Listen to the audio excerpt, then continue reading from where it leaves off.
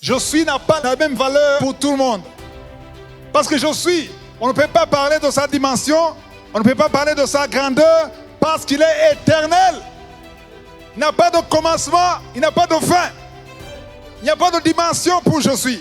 On ne peut pas décrire sa grandeur ou sa puissance. Mais il a une certaine dimension dans ton cœur.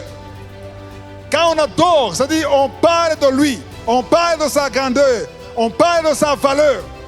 La valeur de je suis. Quelle est sa valeur dans ta vie? Quelle est sa valeur dans ton cœur? Quelle est sa valeur dans ta vie de prière? Pour ceux qui doutent, quand je dis que Dieu est jaloux, il faut lire dans Exode 20, verset 5.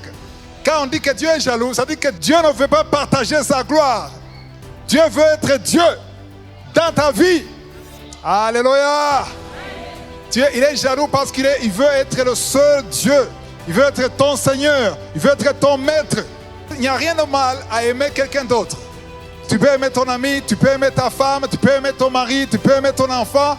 Mais si tu aimes ta femme plus que Dieu, devinez qui sera jaloux? Pas ton voisin, pas ton beau-père, mais ton Dieu. Plus que ta femme, ça dit que ta femme a de la place plus que Dieu. Quand il y a Dieu, il y a ta femme, tu choisis ta femme. Tu t'occupes d'abord de ta femme. Tu peux me demander, comment est-ce que je peux m'occuper de ma femme plus que Dieu, ou de mon mari, ou de mon enfant? Ça veut dire que ton mari ou ton enfant est devenu comme une sorte d'idole. Ça veut dire que ça te prive l'adoration, ça te prive le temps de Dieu, et toute ta vie, partout où tu es, tes pensées sont sur une seule chose. Cette chose devient une idole. Et ça provoque la jalousie de Dieu.